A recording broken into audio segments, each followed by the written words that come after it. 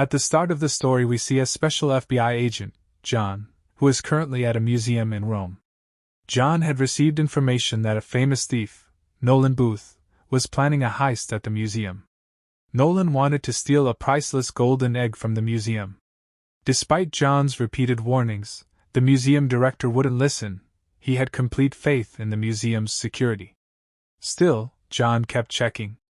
He made a revelation that shocked everyone. While examining the egg, John realized it was fake. The real egg had already been stolen. To be sure of his suspicion, he poured soda onto it. At that moment, the museum alarm started blaring. People ran every which way. Nolan was there too. As soon as John saw him, he knew Nolan was the thief. John started chasing him. But Nolan used his incredible parkour skills and left all the guards behind. John chased Nolan fiercely and even managed to catch him for a moment. The thief, however, was very clever. He tricked John and slipped away. Nolan then made a risky jump. He dove into a pipe and slid through it to the other side. John didn't give up. He entered a posh building and chased Nolan through the historic streets of Rome. Despite the agent's best efforts, Nolan managed to escape. About 56 hours after that event, Nolan was celebrating his victory. He had a bottle in one hand and the egg in the other, thinking he was the smartest thief in the world. But that feeling lasted only a few moments. John and his whole team were waiting at Nolan's hideout. There was no way out, so John arrested him. Nolan still couldn't understand how he had been found, so John told him that a thief named Bishop had tipped them off. Bishop is the world's #1 most wanted thief. Nolan is second, and has been trying to take Bishop's spot for a long time.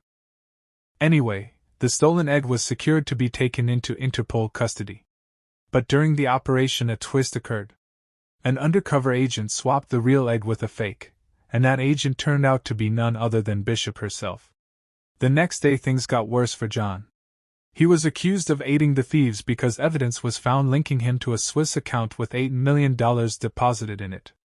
John's reputation, the one he had built over countless years of work, was destroyed. He was arrested and sent to a maximum security prison in the icy mountains of Russia. Nolan would be his cellmate. With no other options, the two had to join forces. In the cold Russian prison, Nolan slowly began to understand the situation. The real mastermind behind their capture was Bishop, a cunning thief who had never been caught. Nolan explained that this wasn't just about the egg. The egg was the key to a huge reward.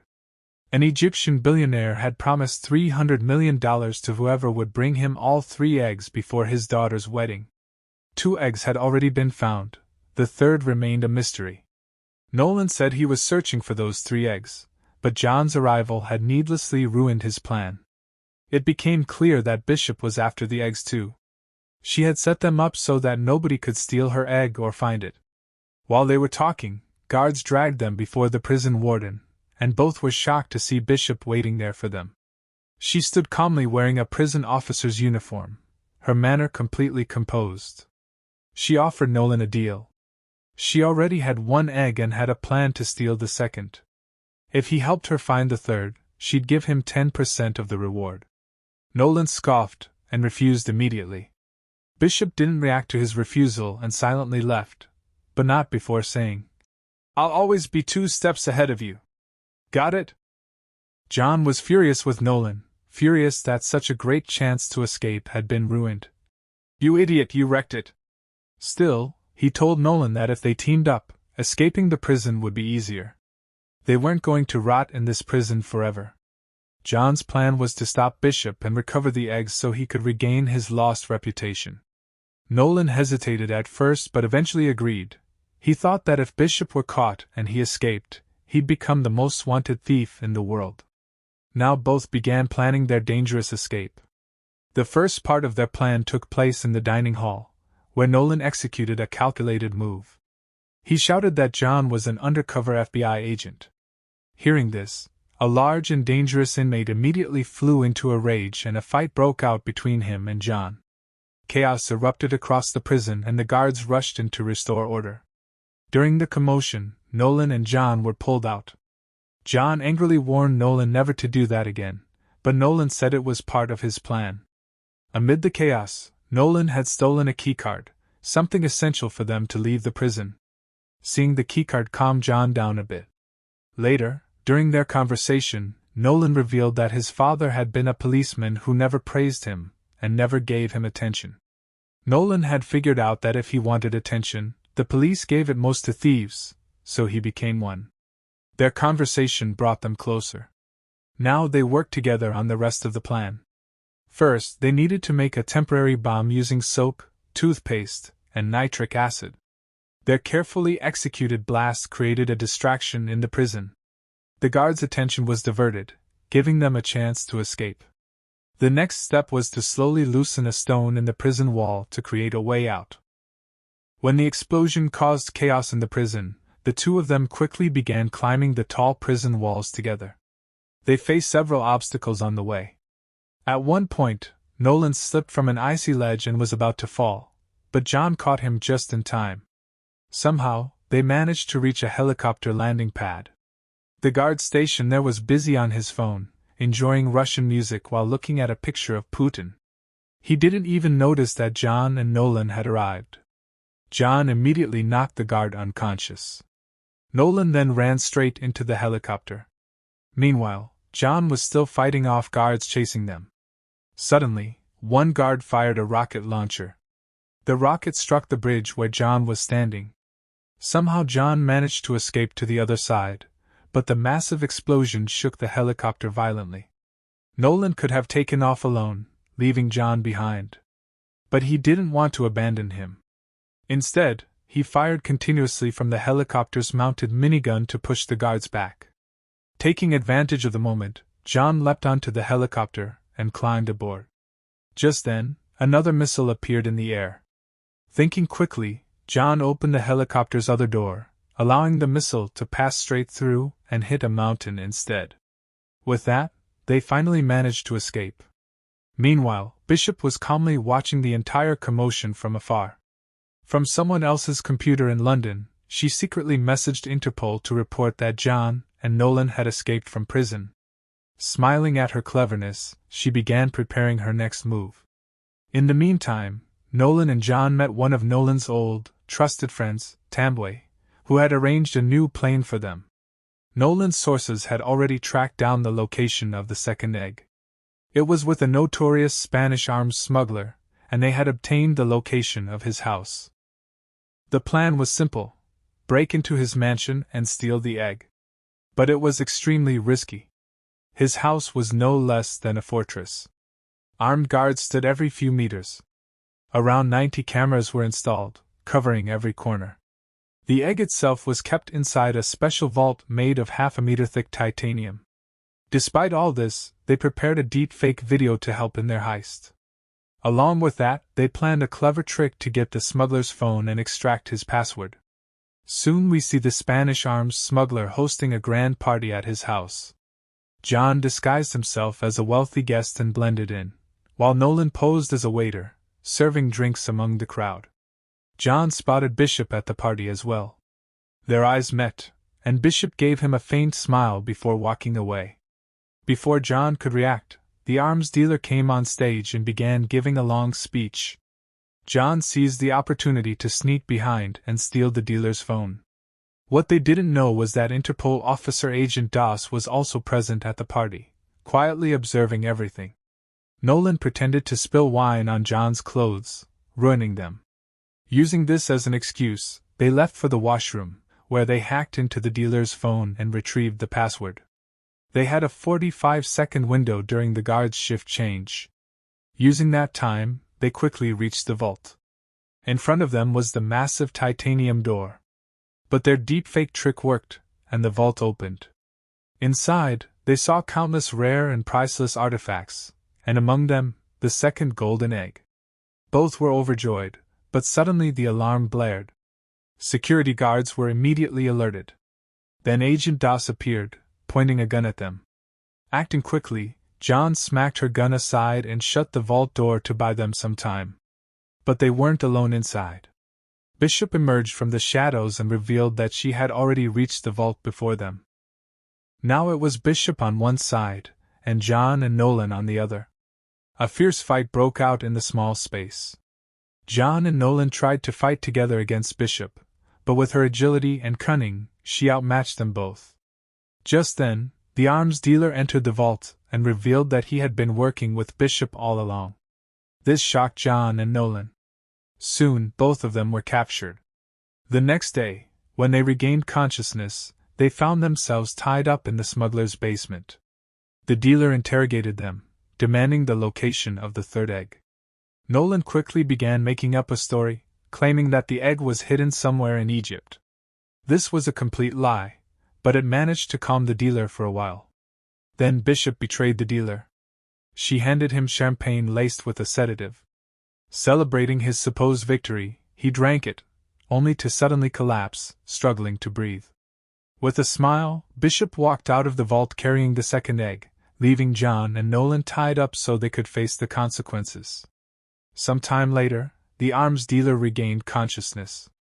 His vision was blurry, and in a rage he began shooting at John and Nolan. One of the bullets accidentally cut through their ropes, freeing them. Seizing the chance, they escaped quietly. But as soon as they got out, they found themselves in the middle of a bullring. The harsh sunlight blinded them momentarily. When their vision cleared, they saw the crowd around them cheering loudly. Suddenly, a massive, furious bull charged at them, its horns glinting. Startled, Nolan waved his hand in panic, unintentionally looking like a matador's gesture. The crowd thought he was about to fight the bull and erupted in excitement. John barely managed to dodge the bull with a desperate roll, while Nolan climbed up the bullring wall, exhausted. Somehow, both of them escaped into the cheering crowd and disappeared into the winding streets. That night, when everything finally grew quiet, John opened up his heart for the first time. Hesitantly, he revealed that his father had been a famous thief. But one day, when John was still a child, his father abandoned him. Because of this betrayal, John decided to join the police force, since he had grown to hate thieves like his father. Nolan listened carefully, and could feel his pain. In the end, Nolan also revealed a secret of his own. He knew where the third egg was hidden. Nolan explained that after World War II, a German officer fled to Argentina with a suitcase containing treasure and a watch.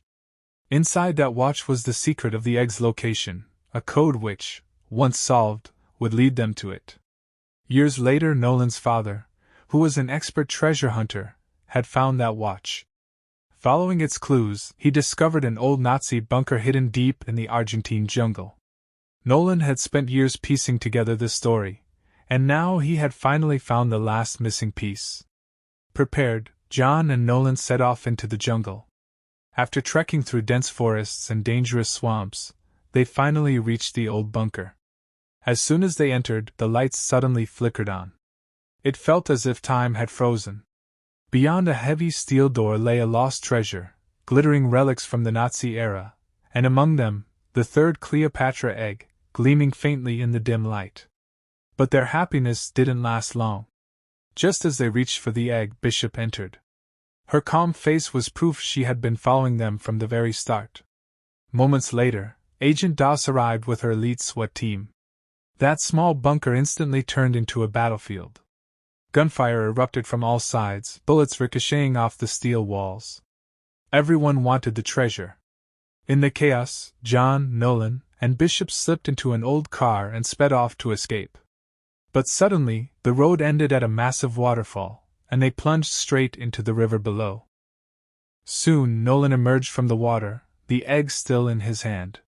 But when he realized John was missing, he dropped the egg without hesitation and dove back into the water to search for his friend. However, John had already climbed out of the river.